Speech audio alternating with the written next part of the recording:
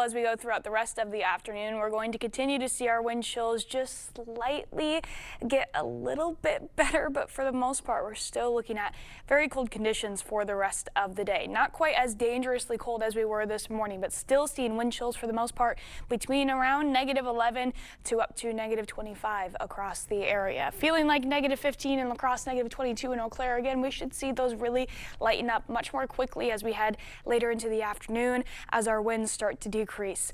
Looking at the entire country, we're one of the coldest spots of the U.S. Duluth sitting still at -34, but for the most part, you can see a big plunge of cold air to dip down into the northern part of the country. Even St. Louis is feeling like 5 degrees right now. So while we're one of the coldest, we're definitely not the only ones dealing with the bitter cold start to the week. As we go throughout the rest of the afternoon, we're going to continue to see frigid type wind chills getting close to around -10 at the warmest by the evening, but will likely stay steady in the negative teens throughout the rest of the night. And by the morning hours, the winds should be completely calm. So without a wind, of course, there's no wind chill. It's going to feel exactly like what the actual temperature is. That means by the time we wake up in the morning, some improvement, but overall still quite cold out there. -6 for our morning low in La Crosse, -8 in Eau Claire, but the good news is that it's going to feel exactly like that. As we go into tomorrow afternoon, then still going to see very little wind, if at all. Still some sunshine out there, but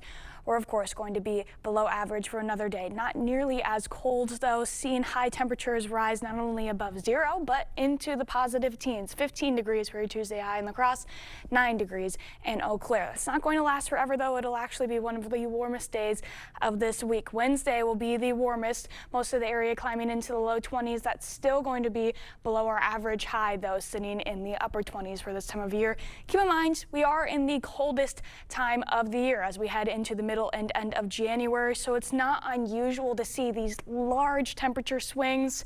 Just have to get through the next few weeks. Hopefully this will be the coldest that we have coming up, because it is going to be quite cold for multiple days in a row.